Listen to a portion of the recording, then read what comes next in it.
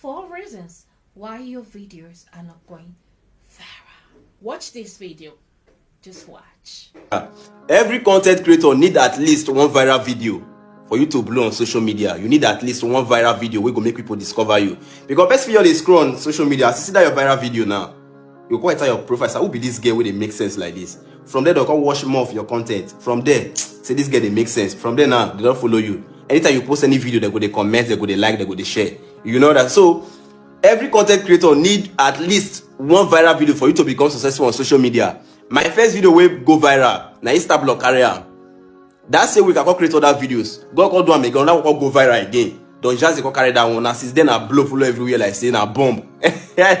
You know that's that. So every content creator need a viral video. So 4 reasons why your videos not they go viral. Number 1, your introduction they very boring.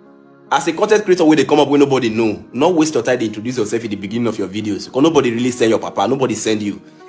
Man, see the one that they do. Hello guys, my name is Gege. There's something I really want to talk about, but first, ma bought in my shirt. As we talk on those things, person will not know you before. When they see for the first time, it don't swipe your video like say tomorrow no day. It don't swipe up. But let's say for instance now, you just start the video with hello.